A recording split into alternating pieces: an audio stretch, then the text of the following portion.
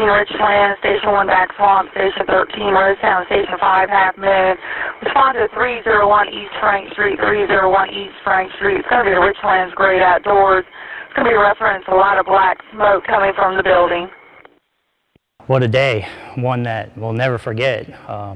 The guys and girls really did their job.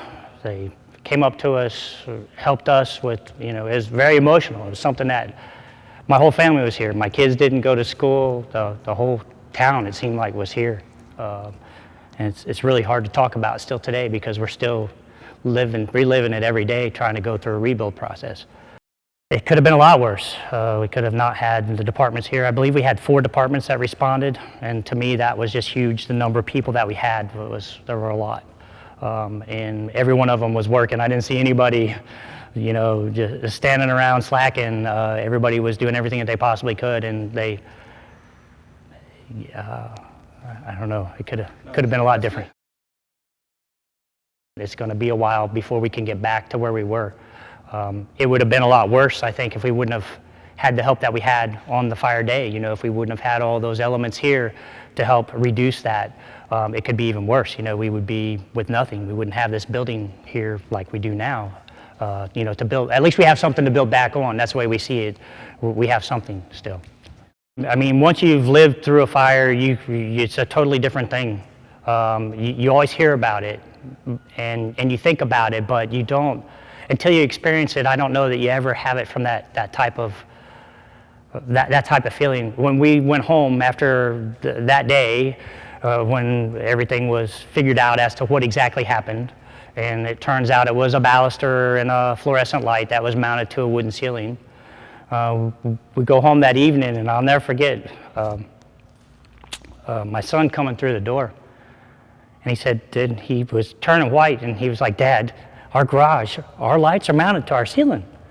And I'm like, "I know, buddy, but it's different, and those are just things now we look at totally different from a personal level.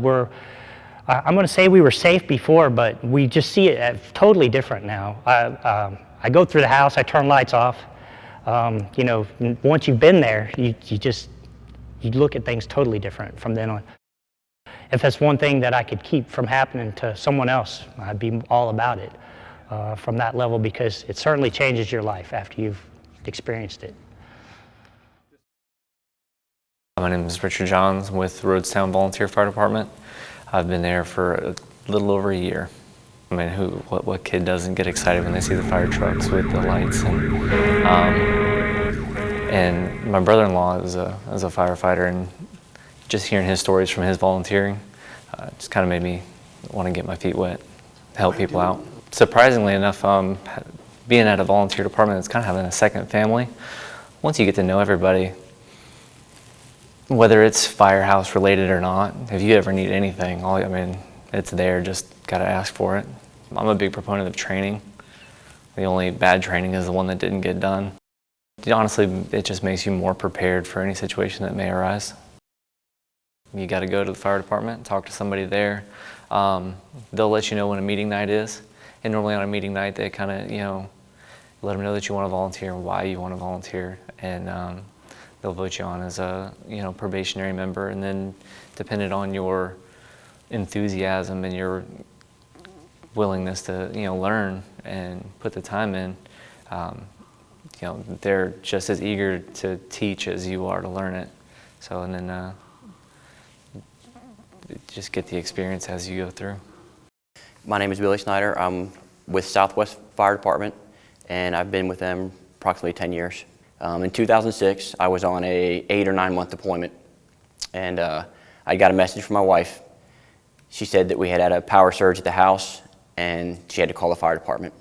So it was one of those, they took care of my family while I was gone, and I figured what better way to repay them when I got home was to volunteer my time. Once I got into it and started it, I love it. I wouldn't change it for the world. I enjoy helping others after being a Marine for so long. It kind of fills that void. I can't always be there. The guy next to me can't always be there. But the more volunteers we have, somebody will be there. I see. Or if we're having dinner, if the pager goes off, she just kind of looks at me because she knows I'm going. And it's one of those where she knows in the back of her mind, well, if it was our house, I would want, somebody to leave. Right. It's hard to put into words. There's no greater pride or satisfaction of knowing that you've helped somebody, a complete stranger. You don't know them. They're not paying you. They're not going to give you anything when you're done. But at the end of the day, no matter what happens, I know I can put my head on my pillow and know that I did right, that, that I did some good. With all the chaos that we got in the world, every time you turn on the news, it's bad. But at the end of the day, I can say I did good. And they can too. As a volunteer, it's what you get out of it, what you put into it. The more effort you put into it, the more training you get out of it. There's always classes, on the county website or, through the fire marshal, there's always a list of classes. Sign up for whatever you want. The fire department pays for them. So you can get the training whenever you need it. I would definitely say it's a high level of training because we're required to do the same things that the paid guys are, but we're not getting a paycheck. So we have to maintain the same standards. If I had to say one thing to somebody, I would definitely tell them, like I mentioned earlier, put yourself in the other person's shoes. What if it was your family? What if it was your mom, your dad, your daughter that was in a car accident that needed help? Wouldn't you want somebody to be there? Wouldn't you want somebody to get up in the middle of the night and respond? That's what we do. The more volunteers we have, the more people that respond, the quicker we can get you help that you need or want. I will keep doing this until I can't walk anymore. And even then, I might get somebody to push me in a wheelchair. My name is Don Askew. I'm with Onslow Fire Department. My position held there now is firefighter driver, and I've been there a little over 35 years. As a young boy in high school, I had a 65 Ford Mustang, and siren would go off, and back then we didn't have pagers, it was a siren, so the siren would go off, and when the fire truck got ready to come out the exit out on the Savaston Drive, I'd be sitting right there. And I would chase the fire truck wherever they were going, just follow them, Well, one day the truck stopped and they caught me, And the two gentlemen stepped off the truck and said, you're not allowed to do this. If you're gonna chase us like this, you're gonna join us, So went down, followed them after the call, filled out the application, and the next business meeting, I was voted in. Just to keep you from chasing after them? Yeah, I think they were looking after my personal safety. That's funny. Swansville Fire Department gave me the opportunity in 1979. Started volunteering. Volunteered there till 1988. At that time, I went to work for the town of Onslow. Applied for a position there, and in the 7 or 8 years volunteering with Swansboro prior to being hired with the town of Onslow, I feel like that Chief Kellum gave me the opportunity then. He gave me the training, the education I needed, personal protective equipment, uniform, and I feel like this is just my way of giving back to the community. To me, I think the training is very important because of not just personal safety, team safety, and safety of the individual you're protecting in your community. Professionally, I feel like that it has given me the knowledge and experience I need to be able to be hired in a paid position, and given me the knowledge and experience to advance myself in my career.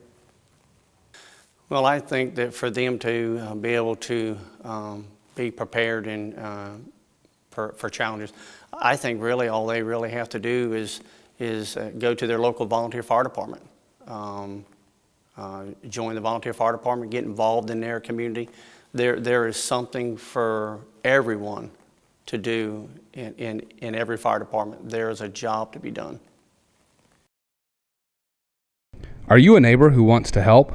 If so, visit www.volunteeronslow.org. Once there, search Fire Rescue, complete the form, and you will be directed to the appropriate agency.